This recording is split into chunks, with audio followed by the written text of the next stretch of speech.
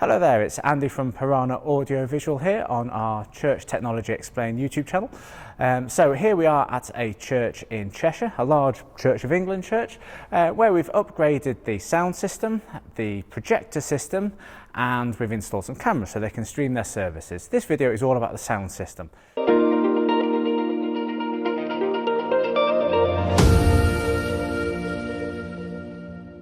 So we didn't change the speakers, we've just changed the mixing desk and the amplifier and that side of things. So in terms of the speakers, just so you've got the overview of the system, we've got little JBL Contractor Control 1 speakers, the white ones on the columns, nicely spread out through the church, and it gives a nice even distribution of sound. So we'll go and have a look in the cupboard where all the mixing desk is, and I'll talk you through what we've done.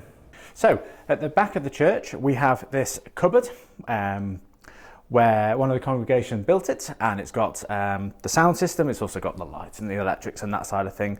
But what we've got in here in terms of audio equipment is we've got some radio mics on the shelf up here, and they actually work really well, even though they're at the back of the church.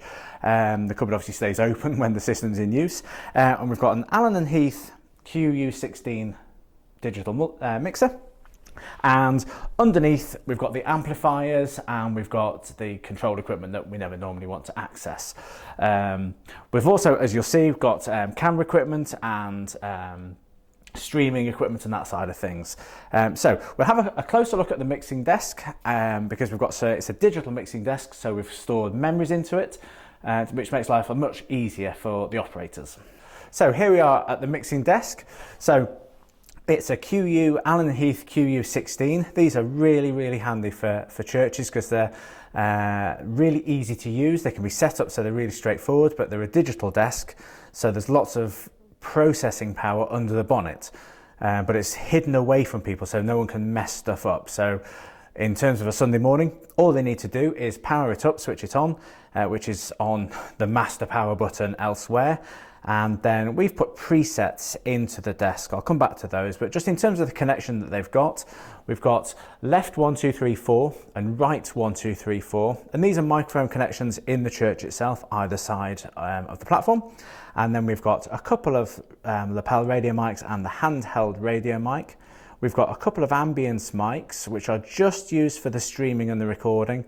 And then we've got the CD laptop connection and an aux connection, which is handy for plugging a phone in or that sort of thing. It's where funeral directors commonly plug their phone in for playing sounds for funerals.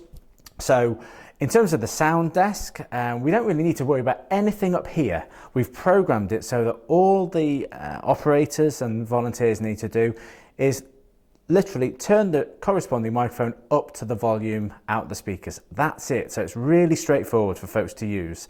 The memories that we've programmed, there's one that we programmed for their normal services, and all you do is press this recall button up here. You'll see the faders move, and that's set the volume for the CD player. They've programmed another one since, which I think is on number 4. Which also includes the lapel microphones and what have you. So that's the starting position for the service. Really easy to use, and if they want to adjust it after that, they can just turn a mic up and down if someone's a bit louder or quieter. Now in terms of setting the desk up, I'm not going to go into it in great detail, but we have this touch screen here.